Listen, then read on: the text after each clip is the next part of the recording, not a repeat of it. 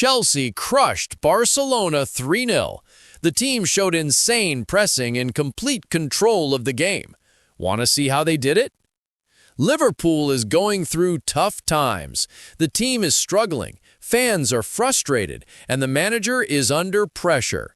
Will there be a change and a fresh start for the Reds? Arsenal leads the Premier League, 6 points clear. The team is dominating, and injuries aren't slowing them down. Can anyone stop the Gunners? Manchester City just lost at home in the Champions League for the first time in 7 years. Pep Guardiola made 10 changes to his lineup, and Bayer Leverkusen punished them 2-0. Vinicius Junior is having a contract standoff with Real Madrid. He wants 30 million euros per season, and he might leave this winter. Xabi Alonso's time at Real Madrid might be already over. The dressing room is in chaos, and Liverpool might be calling. So, grab your coffee or your beer, because this is going to be wild. Let's dive in.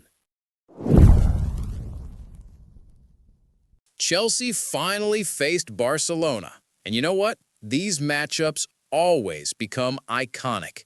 Remember Balak's fury at the refs, Ronaldinho's genius free kick, or Torres's decisive goal? Last night's game wasn't a knockout, so the stakes weren't sky high. But the football?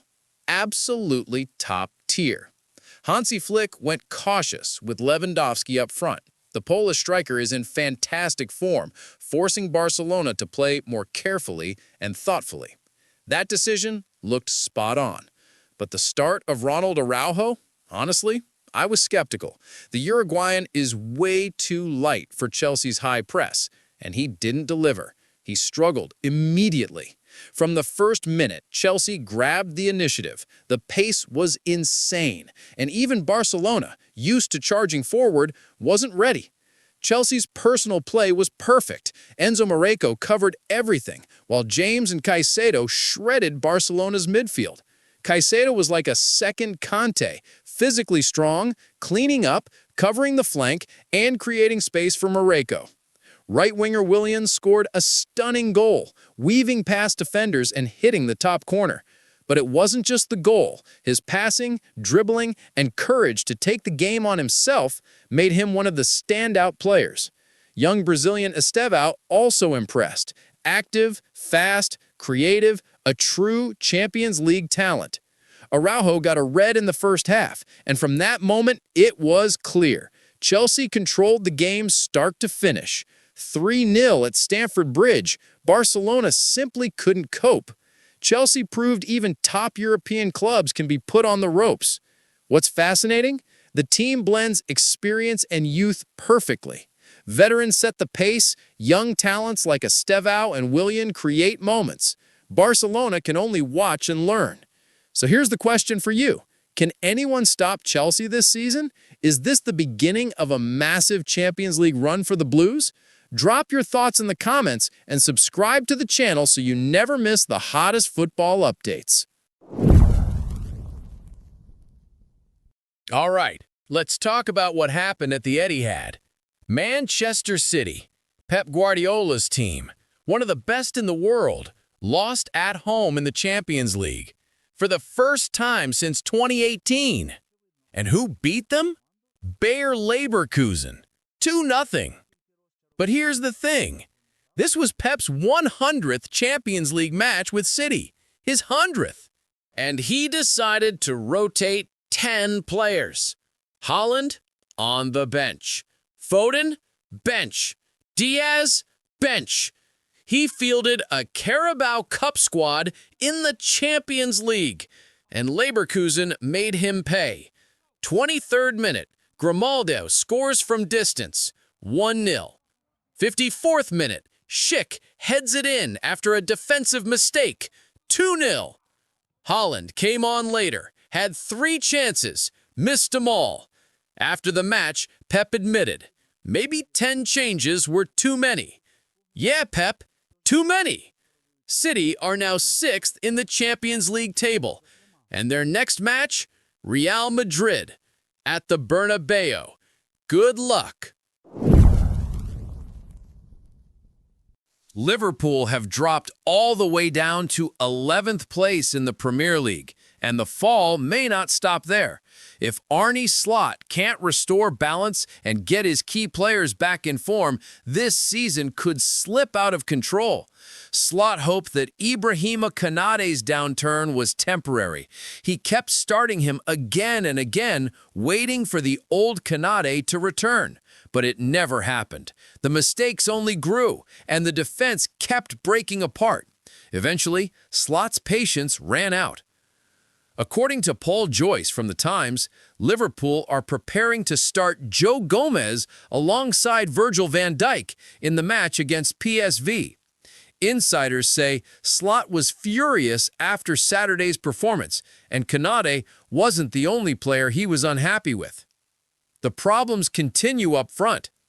Alexander Isak touched the ball only 15 times against Nottingham Forest. That number says everything about his impact.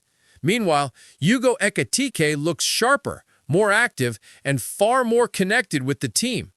The only reason Slot might still trust Isak is to rebuild his confidence. But Liverpool are not in a position to sacrifice results for therapy. Paul Joyce also reports growing tension inside the club. Yes, Liverpool went through a big squad rebuild in the summer, and adaptation has been painful. But the board understands one thing clearly: this team cannot keep losing. What worries the most is that Slot no longer finds solutions. He identifies the problems but can't fix them. His substitutions backfire, and the same mistakes repeat week after week. Amid all this, discussions about a managerial change are becoming louder. Jurgen Klopp is returning to football, but not as a coach. He will work as a TV pundit at the World Cup. The real candidate to replace Slot is Xabi Alonso. His situation at Real Madrid is unstable, and if he gets sacked, the chances of Slot staying at Liverpool drop dramatically. Arsenal is sitting comfortably at the top of the Premier League, 6 points clear of Manchester City. 6 points might not sound like much, but look at the table density, the performances, and the results across the league. This is a serious achievement that deserves respect. But the real wow isn't just the points, it's how they're playing. Arsenal is dominating on all fronts. Defense is a brick wall. Attack is ruthless. Set pieces, pure masterclass. And all this comes with squad depth that Arsenal has never had in their modern history. Injuries? Barely an issue. Gabriel is out, and no problem. Piero Nkapi from Bayer slides in and replaces the Brazilian seamlessly.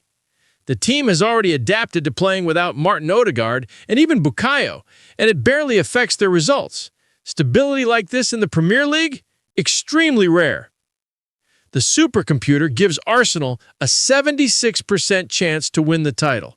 Manchester City, just 14%. Chelsea and Liverpool, even less. Sure, City can still ramp up. We all know how they finish seasons under Pep.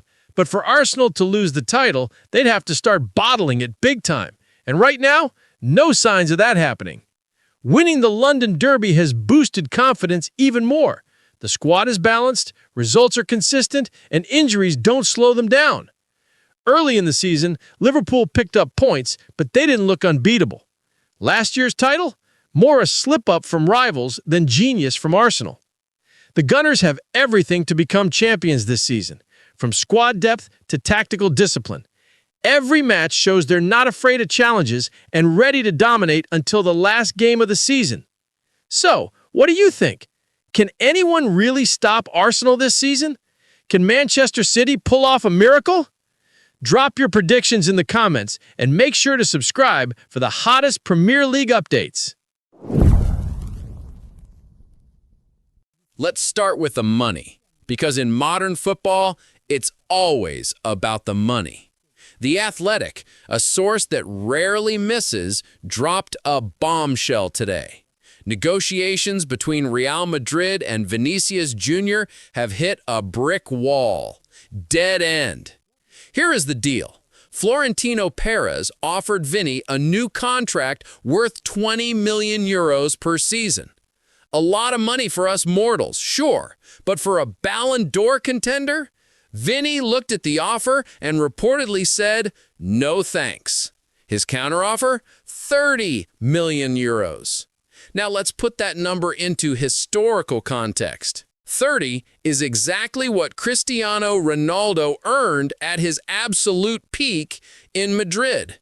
It is a legendary salary cap. But we need to be realistic here. A lot of water has flowed under the bridge since CR7 left.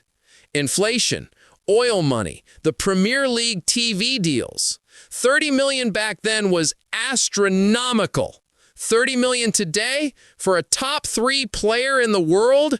It is expensive, yes, but it is not out of this world crazy. It is arguably fair market value. But here is where it gets spicy. Florentino Perez is no fool. He is the shark of all sharks. There is a very strong theory circulating among insiders right now. What if this lowball offer is part of a master plan?